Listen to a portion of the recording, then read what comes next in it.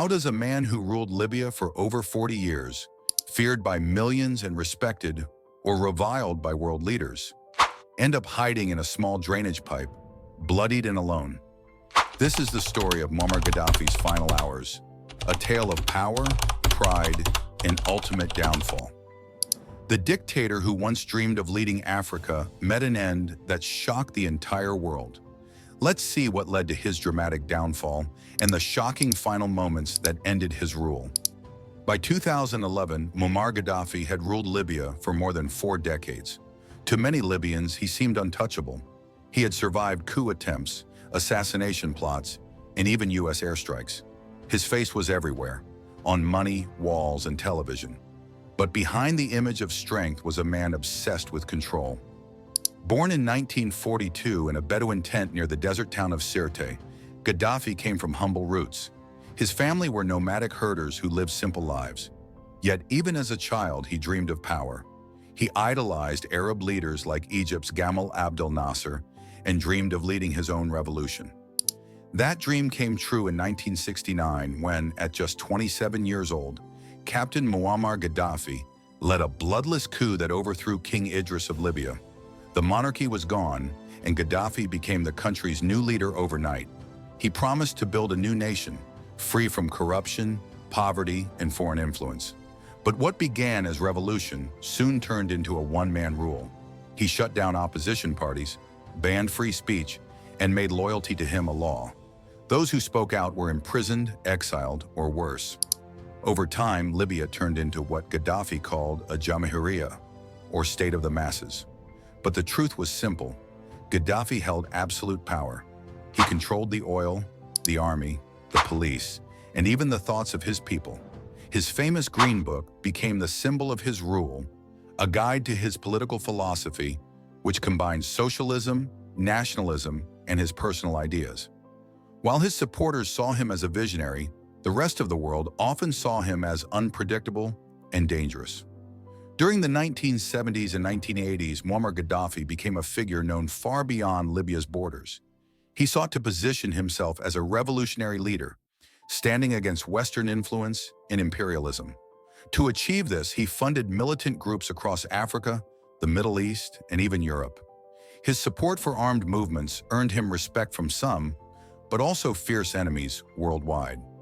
In 1986, tensions escalated when Libya was accused of bombing a Berlin nightclub, killing 2 American soldiers.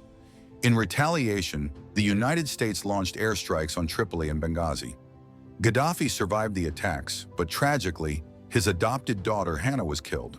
The assault fueled his deep mistrust and hatred of the West, further cementing his image as an uncompromising anti-Western leader. 2 years later, in December 1988, the world was shocked by the Lockerbie bombing. Pan Am Flight 103 exploded over Scotland, killing 270 people, including 11 residents of Lockerbie. Investigators traced the attack to Libyan intelligence, and the international community responded with outrage. Libya faced severe sanctions that crippled its economy, isolating Gaddafi and his regime. For over a decade, he was a global pariah. Yet Gaddafi refused to step down. He used Libya's oil wealth to maintain loyalty at home, fund government programs, and strengthen alliances abroad.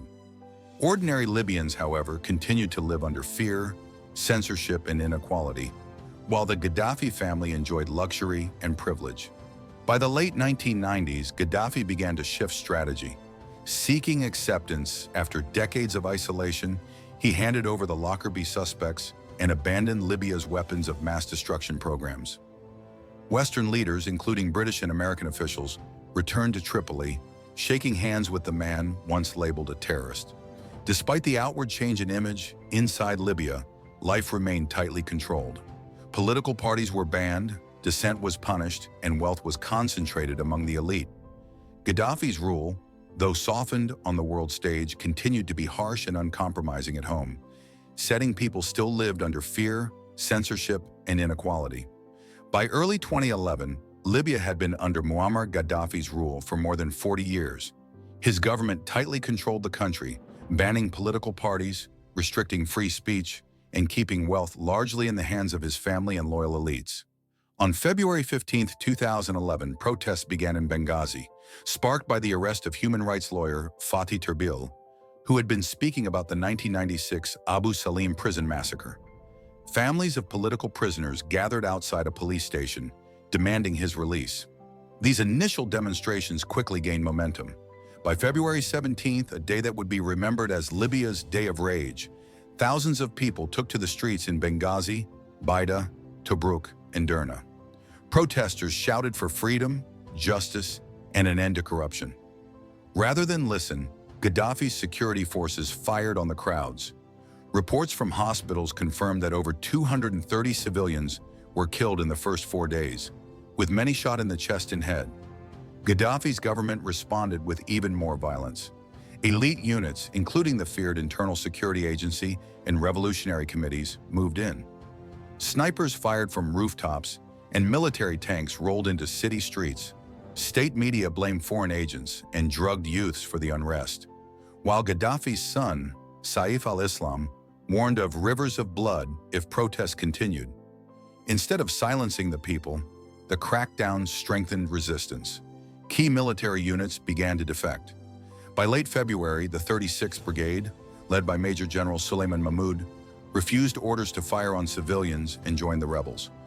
Weapons were taken from army bases, and cities like Benghazi, Tobruk, and Baida fell under rebel control. The opposition quickly formed the National Transitional Council, NTC, on February 27th, with Mustafa Abdul Jalil as its leader, claiming to represent Libya's revolutionaries. Meanwhile, Gaddafi held onto Tripoli and surrounding western areas. Loyalist forces included his elite Khamis Brigade, commanded by his son Khamis Gaddafi, and foreign mercenaries from Chad, Mali, and Niger. By March 2011, clashes escalated as Gaddafi's forces used tanks, artillery, and air power to retake rebel-held cities. Civilians were caught in the crossfire, especially in Benghazi and Adabia, with neighborhoods destroyed and thousands displaced. By mid-March, the fire of revolution had spread across eastern Libya. Ordinary citizens, armed only with rifles and captured weapons, fought for control. The world began to take notice, setting the stage for international intervention that would follow in the coming weeks. By March 2011, the civil war in Libya had intensified. Gaddafi's forces were bombarding cities like Benghazi and Ajdabiya with heavy artillery, while rebels struggled to defend themselves. Civilian casualties were mounting, and international concern grew. On March 12, 2011, the Arab League held an emergency meeting and recommended a no-fly zone over Libya to protect civilians. The United Nations Security Council acted quickly. On March 17, 2011, Resolution 1973 was passed with 10 votes in favor and 5 abstentions, including Russia and China. The resolution authorized all necessary measures to protect civilians, including a no-fly zone and military action against forces threatening the population. This was a turning point as it opened the door for international military intervention.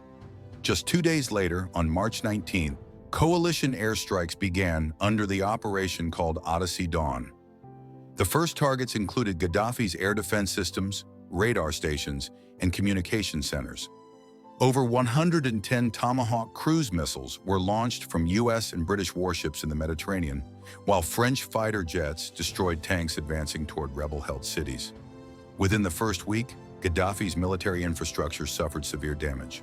By March 23, NATO assumed full command of military operations under Operation Unified Protector, involving 28 NATO members along with non-NATO partners, such as Qatar, the UAE, and Jordan. The alliance targeted MiG-23 fighter jets, Sukhoi bombers, supply convoys, and command centers. Naval forces enforced an arms embargo, stopping weapons shipments to Gaddafi's forces along the coast. Despite the airstrikes, Gaddafi refused to surrender. He continued to call rebels rats and accused NATO of stealing Libya's oil. Loyalist forces attempted to shoot down coalition aircraft with Russian-made surface-to-air missiles, but these efforts largely failed. On the ground, rebel forces began to regroup and plan further offensives, taking advantage of the weakened loyalist military. By mid-2011, the combination of rebel determination and NATO air power began shifting the balance. Rebels from the Misrata front The western mountains and eastern Libya moved closer to Tripoli. International support, along with careful coordination among rebel units, set the stage for the final campaign to topple Gaddafi's regime. The intervention marked a turning point in Libya's revolution. It demonstrated how global pressure and military action could influence a domestic uprising, yet it also signaled the start of a complex and deadly struggle that would determine the country's future. By August 2011, Gaddafi's hold on Libya was weakening. Rebels had captured most of eastern Libya, and the momentum was shifting westward. On August 20th, 2011, the National Transitional Council launched Operation Mermaid Dawn, the final assault on Tripoli. The plan combined local fighters who had secretly infiltrated the city with armed convoys advancing from outside. The battle for Tripoli lasted 5 days. Neighborhoods like Tajura, Fashloom, and Souk al-Jum'ah witnessed heavy clashes. Loyalist forces used snipers and tanks, but rebel forces advanced quickly, overpowering them. Many soldiers surrendered or abandoned their posts.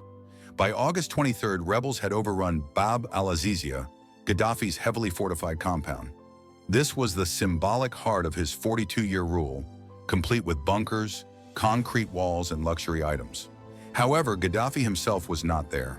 Intelligence reports suggest he had left Tripoli between August 19th and 20, moving between loyalist-controlled areas with the help of tribal networks. His family fled too. On August 29th, wife Safia Farkash, daughter Aisha, and sons Hannibal and Mohammed crossed into Algeria. Saadi Gaddafi fled to Niger, where he was detained. Tripoli's fall left Gaddafi with only one stronghold, his hometown of Sirte, about 450 kilometers east of Tripoli. Sirte was strategically important, heavily developed, and loyal to Gaddafi due to tribal connections. By early September, he and his remaining loyalists, including sons Mutassim and Saif al-Islam, moved there, hoping to regroup. Rebel forces began surrounding Sirte in mid-September. Thousands of fighters from Misrata, Benghazi, and Zintan blocked the roads, while NATO aircraft bombed bunkers, command centers, and supply depots. The siege was slow and deadly. Loyalists used civilian buildings for cover, planted mines, and fought back with artillery. Despite being cut off, Gaddafi refused to surrender. Food and medical supplies were scarce, electricity and water were cut, and morale among his fighters was low. Around 200 loyalists remained, mostly from the Gaddafi tribe, guarding Gaddafi and forming a small convoy when he moved between hideouts. The fall of Tripoli marked the near end of Gaddafi's rule, yet the fight for Sirte would become his last stand. By mid-September 2011, Sirte became the epicenter of Libya's civil war. The city, Gaddafi's birthplace and political stronghold, was surrounded by rebel forces. Fighters from Misrata, Benghazi, and Zintan approached from all directions, aiming to capture Gaddafi alive. Sirte's defenders, including Gaddafi's loyal Gaddafi tribe and mercenary allies, prepared for a desperate defense. Streets were fortified with sandbags, barricades, and mines. Snipers occupied rooftops, and artillery units fired from hidden positions. Civilian buildings, schools, and hospitals were used for cover, making urban warfare particularly deadly. NATO continued air operations, targeting bunkers, ammunition depots, and command centers. Drones and surveillance jets monitored heat signatures, forcing Gaddafi's group to avoid electronic devices. Communications relied on messengers on foot, slowing coordination. Shortages of food, water, and medical supplies weakened the defenders. Inside Sirte, Gaddafi's health was declining. Eyewitnesses reported he appeared pale, exhausted, and injured. Still, he remained committed to resisting the rebels. His son Mutassim commanded the city's defenses, coordinating counterattacks as NATO bombings continued. The rebels advanced slowly, block by block, facing heavy resistance. Street fighting caused significant casualties on both sides. By late September, the NTC controlled the outskirts, but Gaddafi's group remained in the city center. The siege wore on, with daily shelling and sporadic skirmishes. Supplies ran low, and the loyalists' morale dropped. Gaddafi's group prepared for a last escape, planning to move south toward Saba or across the border into Niger. But rebel surveillance and NATO airstrikes made escape nearly impossible. The siege of Sirte demonstrated the determination of both sides. For Gaddafi, it was a fight for survival. For the rebels, it was the final step toward ending decades of dictatorship. By October 19, 2011, Muammar Gaddafi knew that Sirte could no longer be defended. That night, he gathered about 50 loyalists, including his son, Muammar Gaddafi, and Chief Security Officer Mansour Dao, and prepared to flee in a convoy of pickup trucks and SUVs. Many vehicles were armed with mounted guns, while others carried weapons, ammunition, and rations for the journey. The convoy moved cautiously through the city under the cover of darkness, hoping to avoid detection. Unbeknownst to them, NATO drones had been monitoring Sirte for weeks, tracking unusual movements in anticipation of Gaddafi's escape.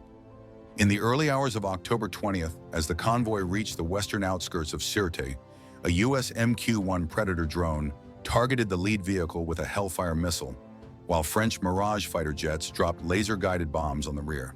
The attacks trapped the convoy, sending vehicles into chaos. Several loyalist fighters were killed instantly, and others scrambled for cover. Gaddafi, Muammar, Mansour Dao, and a handful of others survived the airstrike. They fled on foot into a nearby drainage pipe about 4 feet wide, hiding silently and hoping the rebels would not find them. However, Misrata fighters, armed with rifles and grenades, soon discovered the group. Gaddafi was pulled from the pipe, bloodied, exhausted, and barely able to walk. Muammar and longtime defense minister Abu Bakr Yunus Jabr were captured shortly afterward. Gaddafi was placed in the back of a pickup truck and driven through the area. Crowds of armed fighters attacked him with sticks, fists, and gun butts. Video footage later showed him slumped, bleeding, and struggling to move. The exact moment of death is unclear, but medical reports confirm that by 1 p.m. on October 20, 2011, Muammar Gaddafi, age 69, had died from gunshot wounds and injuries sustained during the escape attempt. Muammar and Abu Bakr Yunus Jabr also died shortly after capture. This convoy attack marked the violent and dramatic end of Gaddafi's final effort to evade capture. Minutes later, rebel fighters from Misrata arrived, following smoke from the airstrike. They cautiously moved through wrecked vehicles and scattered debris, scanning the area for any sign of survivors. Amid the chaos, footprints caught their attention, leading to a large concrete drainage pipe under the road. One fighter, trying to ensure no threats were hiding, tossed a grenade inside. Another leaned over to look and froze. Inside the dark, narrow space, crouched and covered in dirt, was Muammar Gaddafi. His hair was matted, his shirt soaked in blood, and he looked confused and weak. He clutched a pistol that never fired. "Don't shoot! Don't shoot!" he reportedly cried. Rebel fighters quickly pulled him into the blinding sunlight. His long rule, stretching over 4 decades, had ended not with a courtroom or palace confrontation, but on the dusty streets of Sirte. Nearby, his son Muammar, bleeding from the neck, was captured. Defense Minister Abu Bakr Yunus Jabr lay gravely injured. The surrounding fighters shouted in triumph, some yelling, "Allahu Akbar," and others declaring, "This is for the martyrs." The scene grew chaotic. Dozens of fighters crowded around, some trying to strike him, others just wanting to touch him. Phones were raised to film the moment. The video would soon circulate globally, showing the once powerful leader beaten, bloodied, and vulnerable. Within minutes, Gaddafi was loaded into a pickup truck, barely conscious. The road to Misrata became a scene of confusion and panic. Shots rang out as fighters moved alongside the vehicle, some trying to intervene or get a closer look.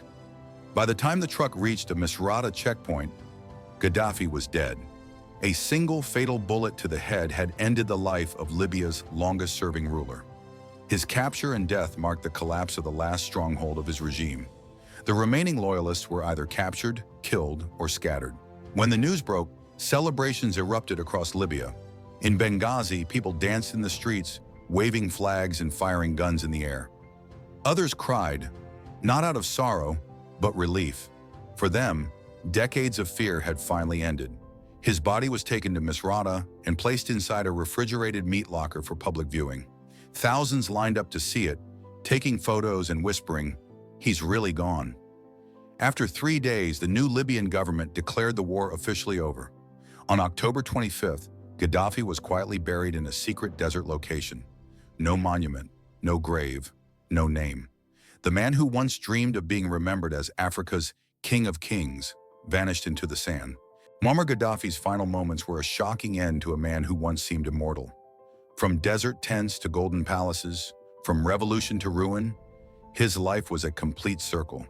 If you found this story interesting, don't forget to like, subscribe, and turn on notifications so you never miss more deep dives into the untold moments of history. Because sometimes the end of a leader tells us more than his entire life ever could. See you in the next one. Next.